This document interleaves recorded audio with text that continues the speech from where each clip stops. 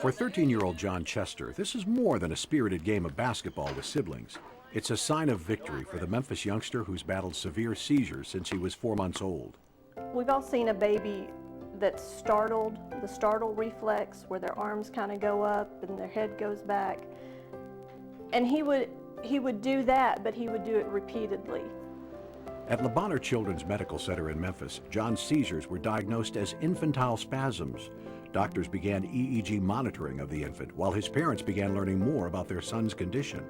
John was born with a change in his brain structure, and anything that causes your brain structure to be a little bit different from the norm makes you just more prone to develop seizures, and that can be at any point in your life.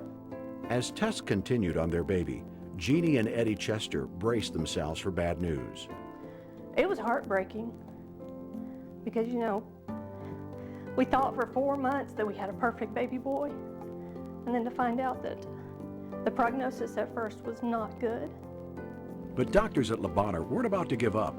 After trying several medications, the seizures stopped in a few months. Things looked promising until John turned 6. That's when the seizures returned. For John, it would mean several years more of medication and even a specialized diet, none of which seemed to be working. Then, this summer, John experienced a near-fatal seizure while swimming with friends. The people at the pool realized that they hadn't heard from John in a minute and looked, and he was at the bottom of the pool. The incident brought John's parents face to face with a tough question. Would brain surgery be the best hope for their son? If he's ever going to be able to swim alone, or if he's ever going to be able to drive a car, then maybe this surgery is the answer. Neurologist James Wheelis helped the Chesters understand how the surgery could put an end to John's seizures.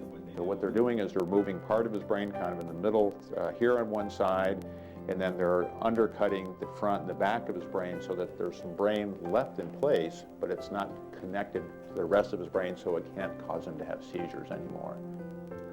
Today, just 2 months after his July surgery, John continues recovering and so far is seizure-free. That's great news for the Chester family, who knows their extended family at Le Bonheur made it possible.